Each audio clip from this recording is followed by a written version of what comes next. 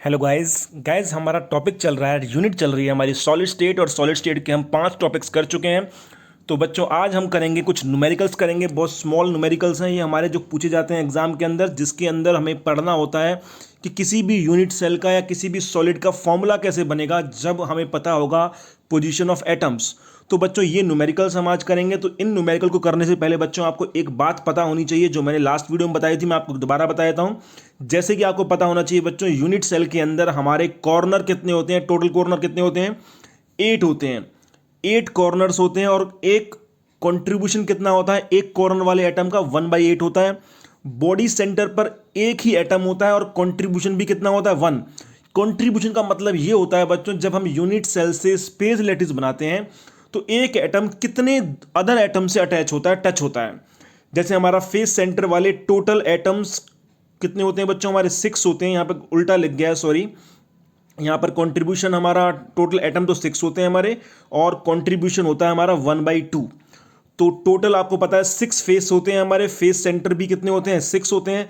तो फेस पर कितने एटम होते हैं, टोटल 6 होते हैं, और एक एटम का कंट्रीब्यूशन कितना होता है बच्चों, 1/2 होता है। इसका मतलब एक एटम 2 अदर एटम से अटैच होता है जब यूनिट सेल से स्पेस लैटिस बनते हैं, और तो इसलिए उसका कंट्रीब्यूशन, एक एटम का कंट्रीब्यूशन कितना आता है, 1/2 आता है। तो इसको थोड़ा सा सही कर लीजिएगा, ये 6 यहाँ आएगा और 1/2 यहाँ हो जाएगा, और बाकी कोई प्रॉब्लम नहीं है।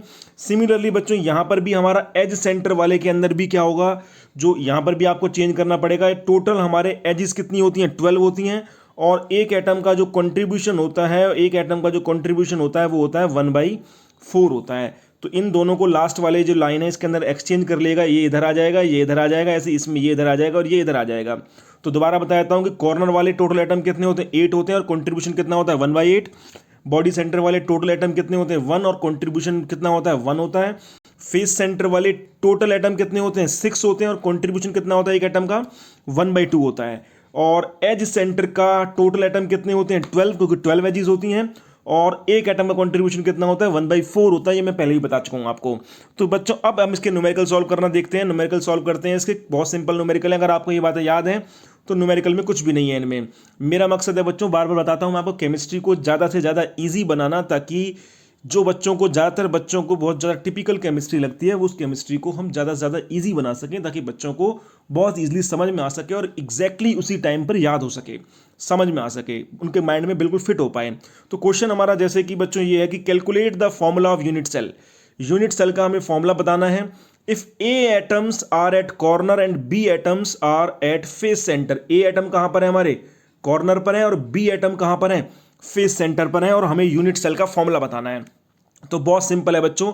ए एटम बताए हैं उसने कॉर्नर पर, तो आपको पता है कॉर्नर वाले एक एटम का कंट्रीब्यूशन कितना होता है, 1/8 होता है, और टोटल कितने होते हैं, वो भी 8 होते हैं। तो 1/8 इंटू 8 कैंसिल हो गया, कितना आ गया, 1 आ गया।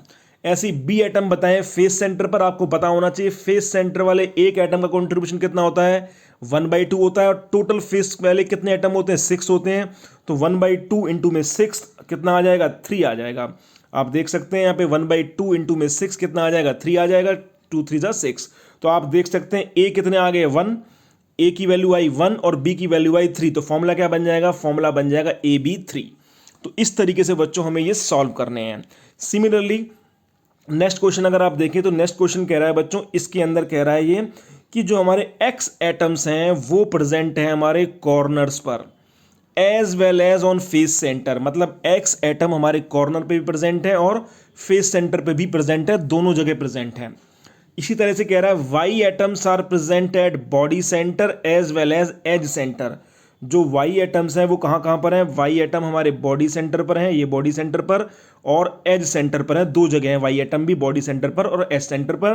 तो what is the formula, unit cell का फॉर्मूला बताना है, सॉलिड का फॉर्मूला बताना है। तो बिल्कुल उसी तरीके से होगा बच्चों। क्या कह रहा है, एक्स कहाँ पर है, कॉर्नर पर प्लस फेस सेंटर पर। अब आपको पता है कॉर्नर वाले एक एटम का कॉन्ट्रीब्यूशन कितना होता है बच्चों, कॉर्नर वाले एक एटम का कॉन्ट्रीब्यूशन होता है 1/8, और टोटल कितना है 8। तो 1/8 इंटू 8।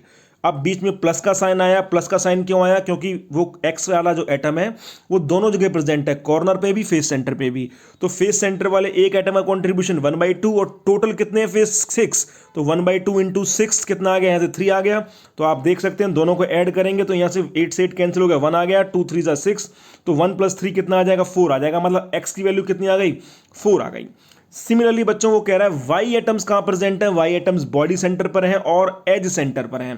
तो वाई को मैंने लिख दिया कहाँ कहाँ है, body centre plus edge centre, क्योंकि वो कह रहा है Y atom body centre as well as centre पे प्रेजेंट है, दोनों जगह प्रेजेंट है, इसलिए प्लस साइन लगा दिया।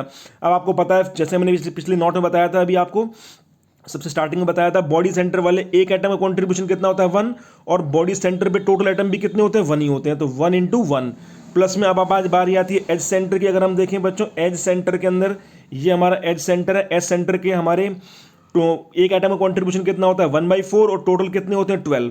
तो आप देखें 4 से 12 कैंसिल हो गया, कितना आ गया 3 आ गया। तो आप यहाँ से दोबारा देख सकते हैं, यहाँ से हमारा 1 × 1 हो गया और एज सेंटर वाले का एक एटम कॉन्ट्रीब्यूशन 1/4 और 12, 4 से 12 कैंसिल हो गया 3 आ गया। तो यहाँ से फिर से 1 + 3 कितना आ गया 4 आ गया। तो आप देख सकते हैं बच्चों x की वैल्यू भी 4 आई और y की वैल्यू भी क्या आई 4। और अगर मैं दोनों का रेशियो निकालता हूँ x/y 4/4, 4 से 4 कैंसिल हो जाएगा, 1/1 आ जाएगा। 1/1 मतलब x भी 1 है और y भी 1 है, तो फॉर्मूला क्या आ जाएगा xy, इसका फॉर्मूला आ जाएगा। ठीक है बच्चों, इस तरीके से हम इसका फॉर्मूला बना सकते हैं। तो इस तरीके से बहुत सिंपल न्यूमेरिकल है बच्चों, जो 1 या 2 नंबर में पूछे जाते हैं, जिसमें आपको फॉर्मूला निकलवाता है यूनिट सेल का, जिसमें आपको पोजीशन ऑफ एटम दी होती है। तो इस तरह के क्वेश्चन को सॉल्व करने के लिए आपको सिंपल सी बात है, ये आपको पता होना चाहिए कि कितने एटम्स होते हैं कॉर्नर पर, बॉडी सेंटर पर, फेस सेंटर पर, एस सेंटर पर, उनका कॉन्ट्रीब्यूशन क्या होता है, उससे हमारे सिंपली सॉल्व हो जाते हैं। एक नेक्स्ट क्वेश्चन और है हमारा, जैसे क्वेश्चन देखें कि m एटम्स प्रेजेंट है बच्चों कॉर्नर पर। ये क्वेश्चन है हमारा, m एटम कहां पर प्रेजेंट है कॉर्नर्स पर, और n एटम्स हमारे प्रेजेंट हैं कहां पर हैं, n एटम्स प्रेजेंट है हमारे एज सेंटर पर, n एटम्स हमारे एज सेंटर पर हैं। What is the formula of unit cell. तो ये क्वेश्चन बच्चों आपके लिए होमवर्क है, इस क्वेश्चन को आप करेंगे और कमेंट में इसका मुझे आंसर भेजेंगे कि इसका आंसर क्या है। कमेंट में आप इसका बताएंगे इसका आंसर क्या है। m एटम्स हमारे कहां पर है कॉर्नर पर, n एटम्स हमारे एज सेंटर पर हैं, हमें फॉर्मूला बताना है क्या होगा। तो सिंपली बिल्कुल इन्हीं तरीके से होगा, इसी क्वेश्चन की तरह ही हमारा क्वेश्चन होगा। आंसर इसका आप निकाल के मुझे कमेंट में जरूर भेजें। Thank you very much.